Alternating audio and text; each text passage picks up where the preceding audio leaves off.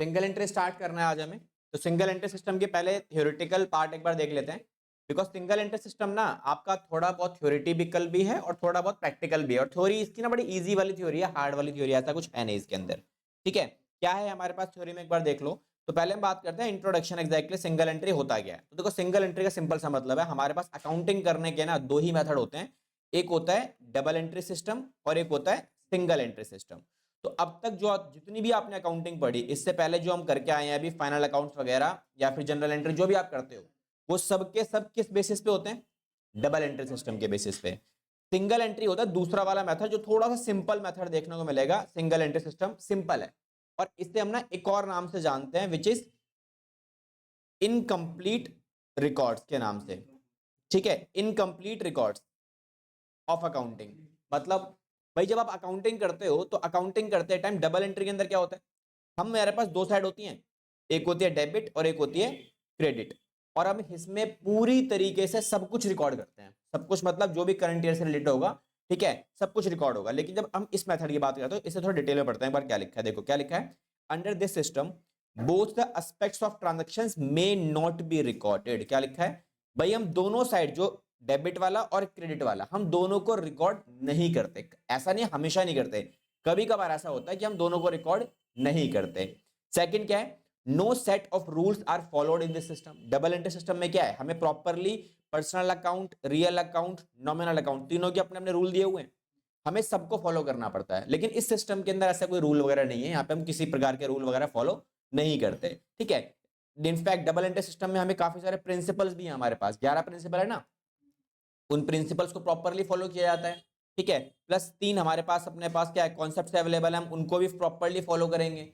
यहाँ पे ऐसा कुछ नहीं है। नेक्स्ट क्या है, even the books of accounts are maintained, to be maintained are not certain. भैया बुक्स ऑफ अकाउंट्स बनाने हैं या नहीं बनाने, ये भी सर्टेन नहीं होता। मन करेगा बना लेंगे, नहीं मन करेगा नहीं बनाएंगे। ठीक है, तो ये कौन लोग, ये सिंगल एंट्री सिस्टम किसके द्वारा फॉलो किया जाता है? जनरली क्या होता है, जो भी स्मॉल बिजनेसेस होते हैं ना, स्मॉल छोटे मोटे जिसके बिजनेस होते हैं, स्मॉल बिजनेस, आपके घर के आसपास किराना शॉप्स वगैरह अवेलेबल हैं। ठीक है, जो छोटे मोटे बिजनेसेस हैं, इनसे पूछो जरा, आप अकाउंट फॉलो करते हो? नहीं फॉलो करते। सिंपल सी बात है यार, आप उनसे बोलो सर आप कितना कमाते हो साल का, तो बता पाएंगे सर दाल रोटी चल रही है, कृपा है आपकी। ठीक है, यही बोलेंगे सीधा सीधा। उनसे उनको पता ही नहीं है भैया, उनसे पूछो सर, उनसे आप एक बार पूछ के देखना, दुकान पर जाना और बोलना एसेट्स कितने, एसेट्स है सर, एसेट्स कितने हैं आपके पास, बोलेगा भाई साहब ये सामान नहीं मिलता हमारी दुकान पे। गलती उनकी भी नहीं है, उन्हें पता ही नहीं है एग्जैक्टली एसेट्स किस चिड़िया का नाम है, लायबिलिटीज क्या है, उन्हें पता ही नहीं है। क्यों नहीं पता? क्योंकि वो अकाउंटिंग को फॉलो ही नहीं करते। उनकी दुकान में भैया पता है क्या क्या रिकॉर्डिंग करोगे, आप उनसे पूछोगे ना, 3 चीजों के बारे में उन्हें पक्का पता होगा, कंफर्म। पहला, कितना पैसा दिन का आया, कितना पैसा दिन का गया, ये उन्हें पता होगा। रीजन, वो क्या करते हैं, वो रफली कैश बुक मेंटेन करते हैं। कैश बुक में क्या करते हो आप, पैसा आएगा तो रिकॉर्ड करोगे, जाएगा तो रिकॉर्ड करोगे। ठीक है, पूरे दिन का दुकान, हर छोटा बंदा है चाहे कोई भी बिजनेसमैन हो, हर छोटे से छोटे बिजनेसमैन क्या करेगा, एक प्रॉपर दुकान बंद करने से पहले वो डेली बेसिस पे ये लिखता है कि मेरे गल्ले में कितना पैसा आया और कितना पैसा मैंने किसी को दिया है, प्रॉपर नाम के साथ वो मेंशन करेगा। कि अगर मोटा पैसा किसी को दिया है ना, तो राम को दिया, शाम को दिया, वो प्रॉपर मेंशन करेगा कि मैंने इतने रुपए इसको दिए। दूसरा अकाउंट क्या बनाता है ये लोग, ये बनाते हैं भैया पर्सनल अकाउंट, किसका, डेटर का और क्रेडिटर का।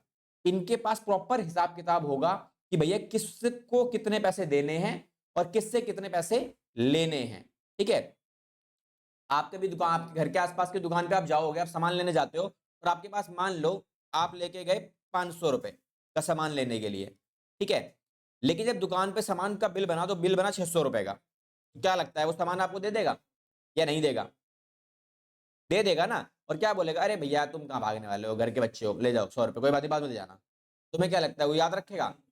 वो भाई साहब तुम्हारे जाते के साथ ही ना ये 100 रुपए का जो डिफरेंस है ना, ये अपनी लाल कॉपी में लिख लेगा, लिखेगा वो पक्का, क्योंकि उसे नहीं पता भैया, सामने नहीं लिखेगा, सामने तो तुम्हारा भैया कि ठीक है कोई बात नहीं आप ले जाओ कोई बात नहीं हम देख लेंगे, लेकिन जैसे ही तुम निकलोगे वैसे ही ये 100 रुपए की एंट्री सीधा वो कॉपी खोलेगा, और कॉपी खोल के डेट डाली रखी होंगी उसने कि आज की डेट में क्या क्या बेचा मैंने, और उसमें आपका नाम मेंशन करेगा और आगे लिख देगा 100 रुपए। हो गया हमारा। ठीक है, आ गया अकाउंट में आ गया। दैट मींस उन्होंने क्या किया, उन्होंने अपने डेटर्स की लिस्ट प्रॉपर्ली मेंटेन की हुई है। किसी बंदे से उधार खरीदा हुआ है तो उसका नाम भी इसके पास पता होगा, प्रॉपर लिस्ट, हर सप्लायर को से कितना पैसा ले चुका है, कितना पैसा देना बाकी है, कितना दे दिया है, वो सब कुछ मेंशन होगा प्रॉपर तरीके से, ठीक है। दो, और उसके बाद अगला पॉइंट क्या है, real account and nominal account are not maintained at all. ये लोग रियल अकाउंट और नॉमिनल अकाउंट मेंटेन ही नहीं करते। रियल अकाउंट में क्या आता है हमारा, रियल अकाउंट में आते हैं सभी प्रकार के एसेट्स, फर्नीचर कितना लगाया इसने, मशीनरी कितनी अवेलेबल है, लैंड एंड बिल्डिंग का वैल्यूएशन कितना है, ये हर एक आइटम मेंटेन करेंगे प्रॉपर तरीके से। देन उसके बाद क्या है, नॉमिनल अकाउंट। अब नॉमिनल अकाउंट का मतलब क्या है, बिजनेस में होने वाले सारे के सारे एक्सपेंसेस, सारे के सारे इनकम, सारे के सारे प्रॉफिट्स लॉसेस वगैरह नॉमिनल अकाउंट में ये आता है ना आपका। इसकी इंफॉर्मेशन इन्हें है ही नहीं कि इनसे पूछो जरा पूरे साल में सर आपने ट्रांसपोर्ट पे कितना खर्चा किया, इन्हें पता होगा, पता ही नहीं। इनसे पूछो सर पूरे साल में आपने कितने लोगों को सैलरी प्रोवाइड करी है, सैलरी के नाम पर तो खुद ही चलाते हैं पूरी दुकान, तो सैलरी खर्चा ये रिकॉर्ड ही नहीं करते, जबकि करना चाहिए, क्योंकि जो खुद बंदा काम कर रहा है वो अपनी सर्विसेज दे रहा है ना शॉप को, तो वो सैलरी का पार्ट बनना चाहिए, ठीक है। कितने रुपए का इन्होंने पूरे साल में इलेक्ट्रिसिटी का बिल दिया, इन्हें उसके बारे में नहीं पता, लेकिन अगर पूछोगे ना निकाल ढूंढो, बिल तो आता ही है, उसमें से निकाल के बता देंगे, लेकिन प्रॉपर अकाउंट मेंटेन्ड है नहीं है, अकाउंट मेंटेन्ड। तो दैट मींस वो किसी भी खर्चे की रिकॉर्डिंग कर ही नहीं रहे, ना ही प्रॉफिट की रिकॉर्डिंग कर रहे हैं, ना इनकम की रिकॉर्डिंग कर रहे, कुछ रिकॉर्ड नहीं कर रहे, ठीक है। नेक्स्ट क्या है, since both the aspects of transactions are not recorded, because ये दोनों साइड को रिकॉर्ड करते ही नहीं है, ना डेबिट रिकॉर्ड करेंगे ना क्रेडिट रिकॉर्ड करेंगे, या तो ये डेबिट रिकॉर्ड करेंगे या तो ये क्रेडिट रिकॉर्ड करेंगे, लेकिन कंप्लीट रिकॉर्डिंग नहीं होती इनके पास। इसी वजह से क्या होता है, इसे हम क्या बोलते हैं, system is known as accounts from incomplete records, या फिर सिंगल एंट्री सिस्टम कहा जाता है इसे, ठीक है। तो ये आपका सिंगल एंट्री सिस्टम का एक छोटा सा ब्रीफ हो गया।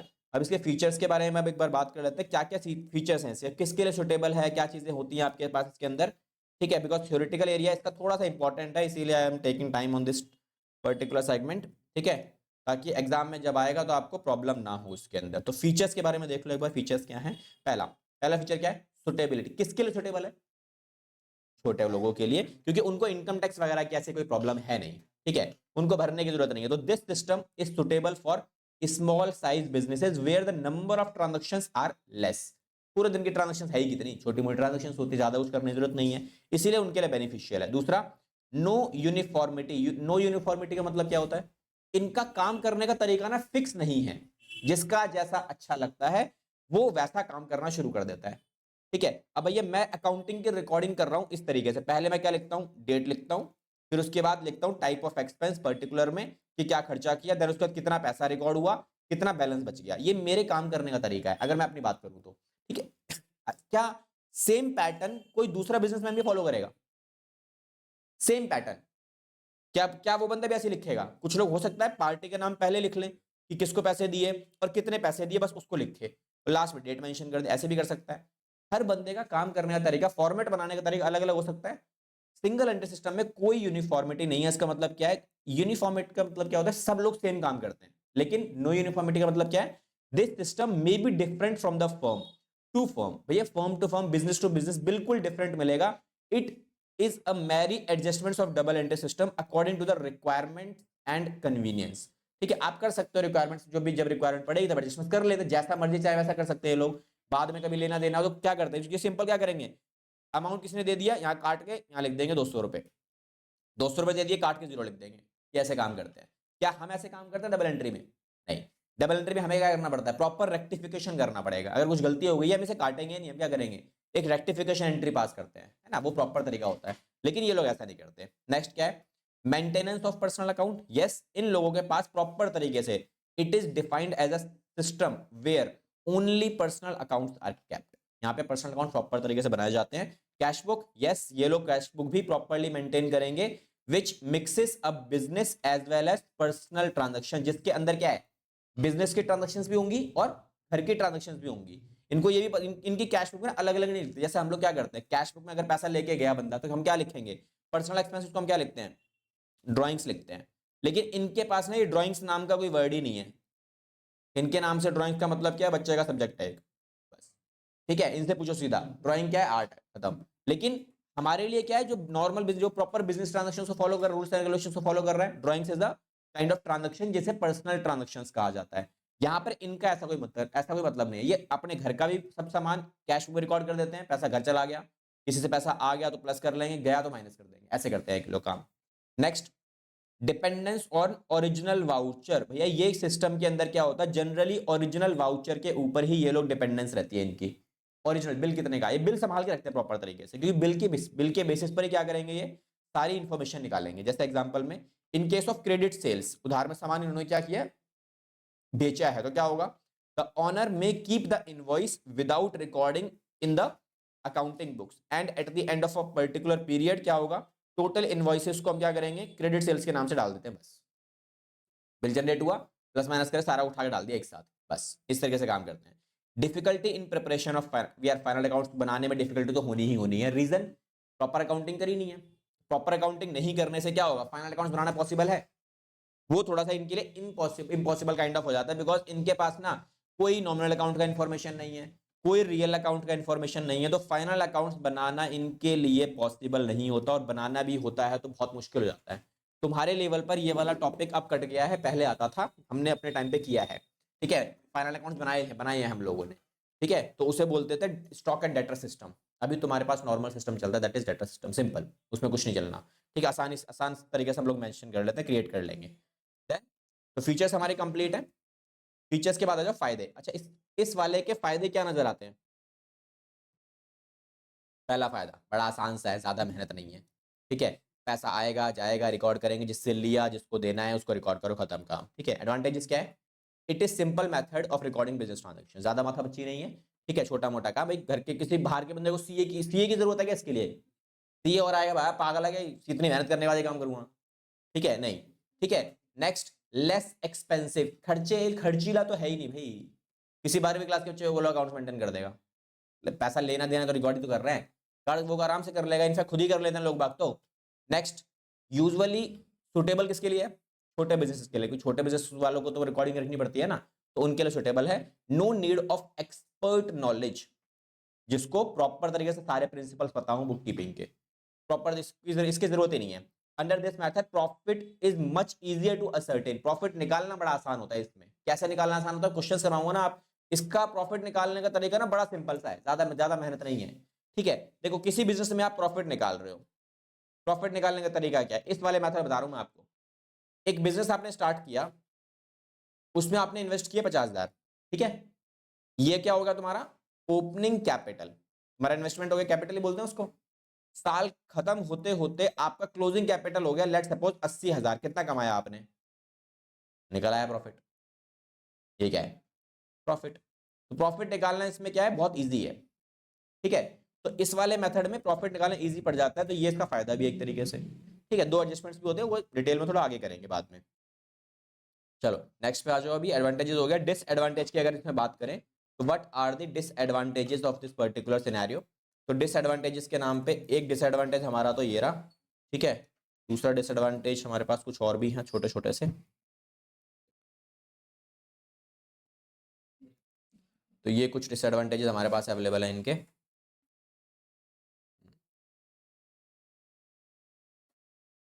देखो पहला डिसएडवांटेज क्या है, arithmetical accuracy can not be proved. Arithmetical accuracy मतलब जो आया और जो गया बराबर होना चाहिए ना, जितना पैसा आया उतना ही पैसा गया, मतलब जैसे ट्रायल बैलेंस में होता है, हमारा ट्रायल बैलेंस बनता है तो क्या होता है, डेबिट और क्रेडिट सेम होता है, लेकिन इसमें आप ट्रायल बैलेंस बना ही नहीं सकते। क्यों ना सकते, बिकॉज हम प्रॉपर अकाउंटिंग फॉलो ही नहीं कर रहे, ना मेरे पास डेबिट साइड प्रॉपर रिकॉर्डेड है, ना मेरे पास क्रेडिट साइड प्रॉपरली रिकॉर्डेड है, तो मैं यहाँ पर अपना अर्थमेटिकल एक्यूरेसी को असर्टेन कर ही नहीं सकता, पॉसिबल ही नहीं है, ये डिसएडवांटेज है इसका। नेक्स्ट, अपने एसेट्स के ऊपर पूरा कंट्रोल नहीं है मेरा, मुझे पता ही नहीं है मेरे पास कितने एसेट्स है ना। छोटे छोटे बच्चे होते हैं ना, तो क्या करते हैं, डब्बा उठा के ले जाते हैं, डब्बे गायब हो गए, सुबह तक सामने 10 डब्बे रखे हुए थे, एक आई कुछ विचित्र प्राणी आए, छोटे छोटे बच्चे आए, आज तक शॉपिंग करते करते एक डब्बे गायब करके ले गए, शाम तक बंदा है कि डब्बे कितने थे यार हमारे, वो खुद ही कंफ्यूज है हमारे पास डब्बे कितने थे, ठीक है। क्यों, क्योंकि उन्हें पता ही नहीं है कि उनके पास एसेट्स एग्जैक्टली है कितने, रीजन, ठीक है। तो कंट्रोल नहीं है उनका उसके ऊपर, ठीक है। या फिर कोई छोटू दुकान पे रख लिया, वो छोटू भाई साहब डेली बेसिस चॉकलेट गायब किए जा रहे हैं, ठीक है, तो उन्हें पता ही नहीं है भैया पूरे दिन में कितनी चॉकलेट आई है, पता लगेगा, नहीं पता लग सकता। लेकिन सेम चीज अगर किसी शॉपिंग कॉम्प्लेक्स में हो तो पता लगता है ना, भाई वहां से एक चॉकलेट क्या तुम एक टॉफी गायब नहीं कर सकते, क्यों, क्योंकि वहां पे उन्होंने जो भी डाटा रखा हुआ है ना, वो सब प्रॉपरली एक एक चीज रिकॉर्डिंग करके रखी हुई है। तुम जब भी किसी शॉपिंग कॉम्प्लेक्स में जाते हो, बारकोड रीडर होता है उनके हाथ में, जैसे ही उन्होंने स्कैन किया, क्या हुआ, इन्वेंट्री से एक आइटम आउट हो गया। जब भी उनके दुकान में सामान जाएगा ना, तो पहले क्या होगा, स्कैन करके सारा सामान आएगा। ऐसा नहीं कि उठा के सीधा डिस्प्ले में डाल देना ही, पहले वो डाटा, पहले वो सारा सामान कहां जाता है, सारा सामान जाता है स्टोर मैनेजर के पास। स्टोर का नहीं, पूरा स्टोर का एक मैनेजर होता है, उसका काम क्या होता है, पूरी की पूरी इन्वेंट्री को मैनेज करने का। पूरी की पूरी इन्वेंट्री को क्या करेंगे वो लोग, मैनेज करेंगे, भैया कितना आ गया। ठीक है, किसी पर्टिकुलर आइटम की मान ले 50 यूनिट आई, 50 यूनिट पहले से पड़ी हुई हैं। अगर दुकानदार ने खरीदी 100 यूनिट एक्स्ट्रा, तो क्या करेगा, पहले वो 100 यूनिट्स को अपने अकाउंट्स में चढ़ाएगा, प्लस करेगा, बारकोड लगाएगा सबके ऊपर। उसके बाद ये 100 यूनिट सेल्फ में जाएंगे, रखी जाएंगी। उसके बाद जब जब बिकेगी तो क्या होगा, एक एक करके माइनस होती रहेंगी by using a proper system. ठीक है, बारकोड रीडर से प्रॉपर माइनस होगा। और जब दुकान बंद होगी, दुकान बंद होने के बाद प्रॉपर टैली किया जाता है कि दिन के स्टार्टिंग में 150 यूनिट थी, 50 यूनिट कस्टमर को बेच दी, तो बचनी कितनी चाहिए, 100 बचनी चाहिए। और जो 100 बची है, ये वाली सेल्फ में जाके काउंटिंग भी की जाएगी कि भैया सेल्फ में 100 है भी नहीं है। अगर नहीं है तो जो बिलिंग काउंटर पे है, देखो बंदे, देखो कहाँ कहाँ गड़बड़ी है, क्या किसी कस्टमर के पास एक्स्ट्रा चली गई, नहीं गई तो कैमरा खोलो। ये अकाउंटिंग, दुकानदार, बिजनेसमैन, बिजनेस बहुत बहुत तरीके से काम करता है। ठीक है, तो इनको, इस बिजनेस का डिसएडवांटेज क्या है कि किसी प्रकार का कोई कंट्रोल एसेट्स के ऊपर अवेलेबल नहीं है। ठीक है, बड़े बड़े ऑफिस में आपने देखा कंप्यूटर वगैरह लगे होते थे, कंप्यूटर लगे हुए, कंप्यूटर से माउस निकालना कौन सी बड़ी बात है, माउस निकाला, जेब में डाल दिया, लेके चला गया एम्प्लॉय। पॉसिबल है ऐसा, स्कूल में तुमने बहुत किया होगा। ठीक है, लेकिन अकाउंटिंग अगर, क्योंकि स्कूल के अंदर भाई, स्कूल चला रहा है बंदा, कौन सा सिस्टम यूज करता होगा, single entry, double entry, school management, simple सी बात है, इतना बड़ा ऑर्गेनाइजेशन डबल एंट्री फॉलो करेगा। तो उसके पास एक एक माउस की रिकॉर्डिंग रहती है कि भैया आईटी डिपार्टमेंट में कितने माउस गए, कितने कीबोर्ड गए। अगर खराब हुआ है तो भैया उस डिपार्टमेंट में दूसरा जाएगा, तो खराब वाला वापस भी आएगा। अगर नहीं गया तो भैया किसने किसने कांड किया है। बेटा जिस दिन होता है उसके अगले दिन तो तुम्हें पता लग जाता है, माउस अगर गायब हुआ तो जो क्लास गई थी उन सारी क्लास लंका लगती है, आ जाओ बेटा लाइन में, कौन सी क्लास ने कांड किया, आ जाओ। होता है ऐसा, कैसे पता लगता है उन्हें, इसी से ऐसे पता लगता है। क्या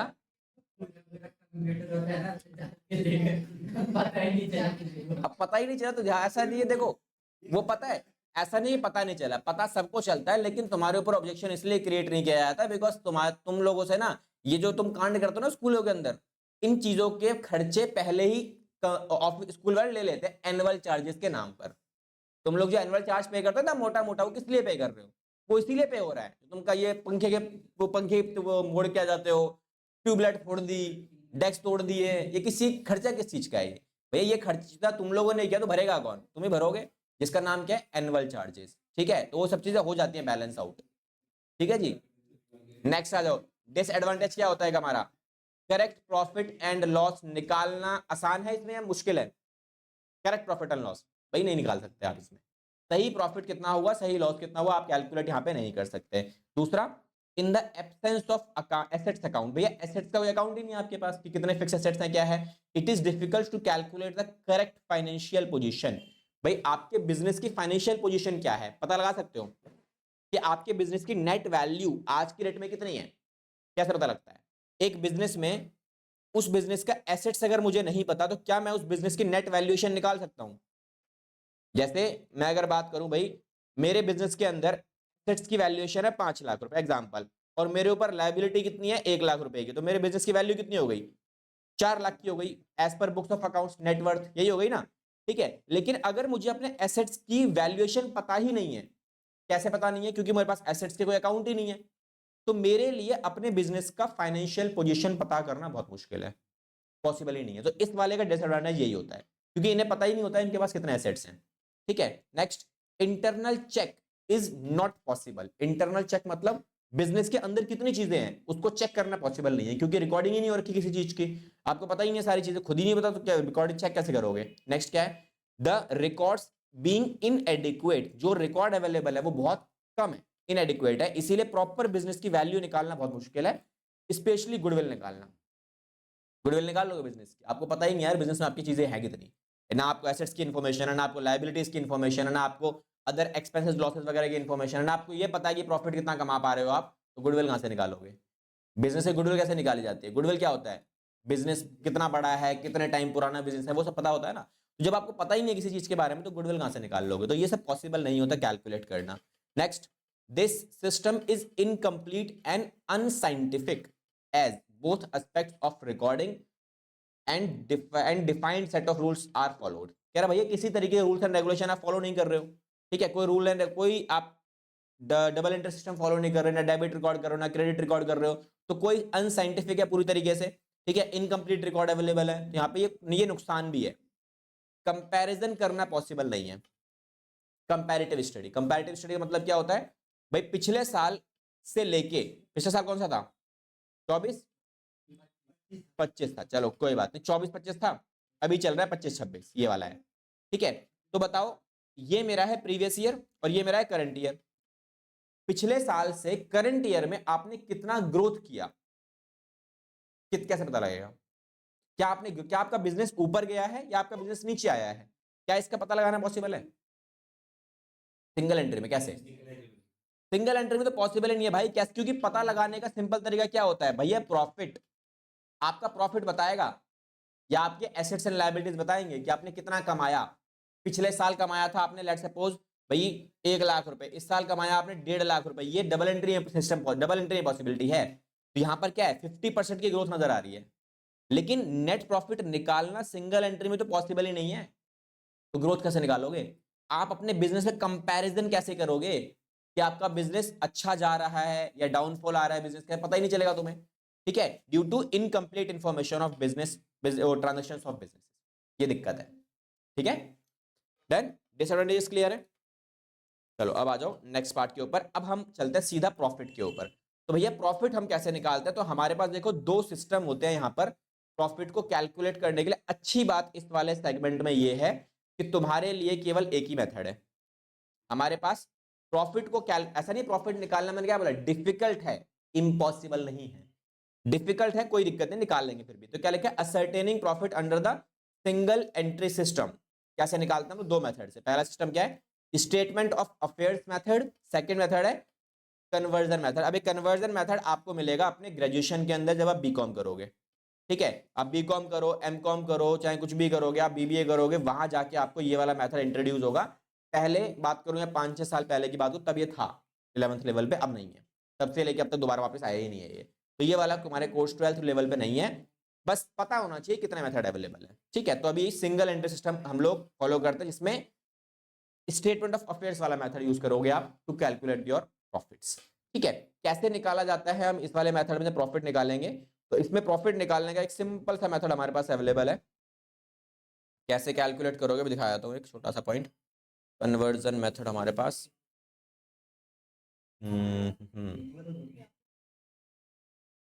देखो स्टेटमेंट ऑफ अफेयर्स को हम क्या बोलते हैं भैया, नेट।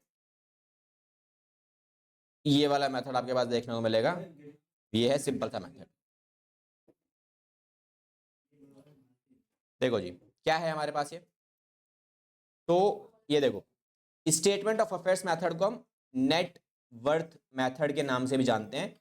तो statement of affairs is a statement of assets. देखो नाम अलग है लेकिन चीज आपको पता है, स्टेटमेंट ऑफ अफेयर्स और कुछ नहीं है, बैलेंस शीट ही है।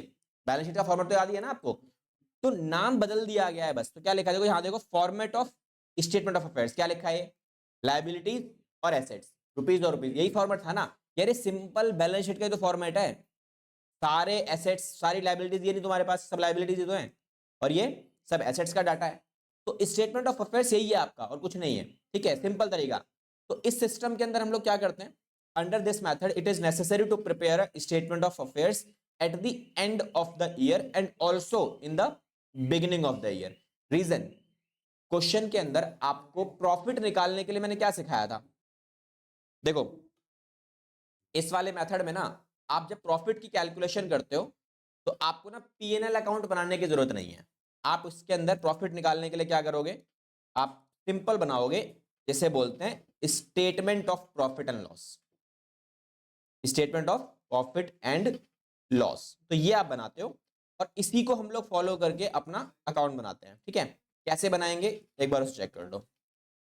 यहां लिखा हुआ पर्टिकुलर्स, पर्टिकुलर्स, और देखो आपको अभी एक फॉर्मेट लिखवाया था मैंने छोटा सा, कि आप क्या करोगे, closing capital minus opening capital, ठीक है, ये मिलेगा। तो ओपनिंग कैपिटल और क्लोजिंग कैपिटल डिफरेंस को हम क्या बोलते हैं, प्रॉफिट बोलते हैं। लेकिन अगर साल के दौरान कुछ पैसा घर से लगाया गया है या निकाला गया है तो उसे हम क्या करेंगे, उसे भी हम एडजस्ट करवा देते हैं, ठीक है। तो ड्राइंग्स अगर होगी तो प्लस कर देना, एडिशनल कैपिटल होगी तो माइनस कर देना, ये जो बचेगा आपका, this is the net profit during the year. But starting के 6 क्वेश्चन, स्टार्टिंग के बुक में 6 क्वेश्चन के अंदर इतना ही काम करना है आपको और कुछ नहीं करना। 6 क्वेश्चन के बाद जो क्वेश्चन मिलेंगे उनमें ये वाला डाटा अगर गिवन नहीं है, इफ नॉट गिवन, अगर इन दोनों इंफॉर्मेशन के बारे में क्वेश्चन गिवन करके नहीं देगा तो आपको बनाना पड़ेगा स्टेटमेंट ऑफ अफेयर्स, ठीक है। इसके अंदर आप क्या करोगे, आप इसे बनाओगे अलग से, और उसका फॉर्मेट क्या है, बैलेंस शीट है। तो बैलेंस शीट के जितने भी डाटा हैं सब आपको बिखेर के दे देगा, डायरेक्टली नहीं देगा वो आपको, ऐसे फॉर्मेट में नहीं देगा वो, आपको बोलेगा कैश इतना है, बैंक बैलेंस इतना है, ये इतना है, ये इतना है, इतना है। फॉर्मेट बनाओ, एसेट्स को एसेट्स में डाल दो, लायबिलिटीज को लायबिलिटीज में डाल दो, तो ये बचेगा ना capital, this is your balancing figure. और जो भी बैलेंसिंग फिगर बचेगा ये मेरा क्या हो जाएगा, डिपेंडिंग अपॉन कौन सी डेट पे आप इसे बना रहे हो। अगर मैं ये बना रहा हूं ओपनिंग डेट पे तो ये कौन सी कैपिटल हो गई, ओपनिंग कैपिटल। और अगर मैं इसे बना रहा हूं क्लोजिंग डेट पे तो ये कौन सी कैपिटल हो जाएगी, क्लोजिंग कैपिटल। फिर हम उसे यहां पे यूज कर लेंगे, और ये दोनों इंफॉर्मेशन अगर क्वेश्चन में गिवन है तो हम इसे यूज कर लेंगे, और गिवन नहीं है तो क्या करोगे, सिंपल जीरो ले लेना, डैश ले लेना। इसका मतलब क्या है, हमने पैसा ना हमने निकाला है ना हमने एडिशनल पैसा डाला है, सिंपल। और लास्ट में क्या निकल आएगा, प्रॉफिट लॉस। डन। इतना ही काम आपको करना है इस पूरे चैप्टर के अंदर, और ये थ्योरेटिकल एरिया हमारे चैप्टर में कवर हो जाता है। कंपैरेटिव कॉमन साइंस, इसमें छोटा सा पॉइंट है, ये मेंशन कर लो, ठीक है, ये लिख लो भाई तुम्हारे, क्योंकि इस चैप्टर में इंपॉर्टेंट सेगमेंट ये वाला है, ठीक है, ये लिख लो बस।